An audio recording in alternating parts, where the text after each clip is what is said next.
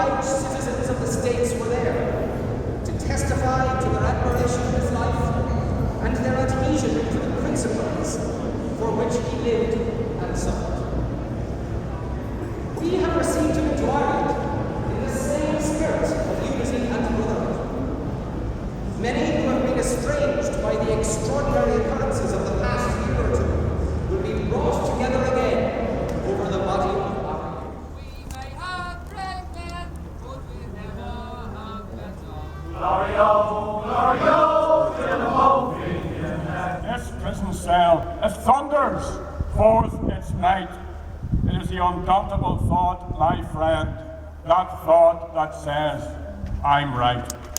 As we stand around his grave, and if there's anything that makes it fitting that I, rather than some other, that I, rather than one of the grey-haired men who were young with him and who shared in his labour and his suffering, should speak here, it is perhaps that I may be taken as speaking on behalf of a new generation that has been rebaptized in the Fenian faith and that has accepted the responsibility of carrying out the Fenian programme. I propose to you then that here by the grave of this unrepentant Fenian, we renew our baptismal vows. That here by the grave of this unconquered and unconquerable man, we ask of God, each one for himself, such unshakable purpose, such high and gallant courage, such unbreakable strength of soul that belonged to O'Donovan Rossa. Deliberately here now, we avow ourselves, as he avowed himself in the dock, Irish men of one allegiance only. We of the Irish Volunteers and you others who are associated with us in today's task and duty are bound together and must stand together henceforth in brotherly union for the achievement of the freedom of Ireland. And we know only one definition for freedom. It's Tone's definition. It's Mitchell's definition. It's Ross's definition. Let no man blaspheme the cause that the dead generations of Ireland served by giving it any other name and definition than their name and their definition. We stand at Ross's grave today, not in sadness, but rather in exaltation of spirit, that it has been given to us to come thus into so close a communion with that brave and splendid Gael. Splendid and holy causes are served by men who are themselves splendid and holy. O'Donovan Rossa was splendid in the proud manhood of him, splendid in the heroic grace of him, splendid in the Gaelic strength and clarity and truth of him. And all that splendour and pride and strength was compatible with a humility and a simplicity of devotion to Ireland, to all that was olden and beautiful and Gaelic in Ireland. The simplicity and holiness of patriotism of a Michael O'Cleary or an Owen O'Brien.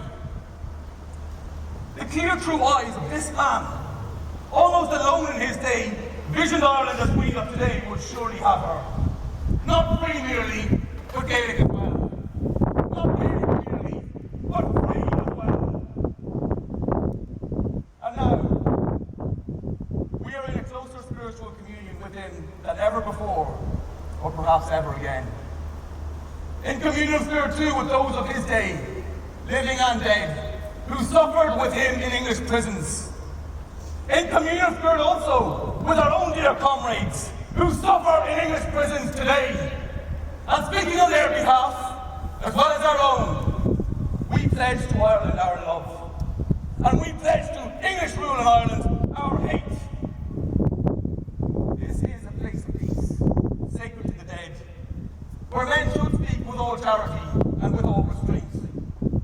But I hold it a Christian thing, as O'Donovan Rossa held it, to hate evil, to hate untruth, to hate oppression, and hating them, to strive to overcome them.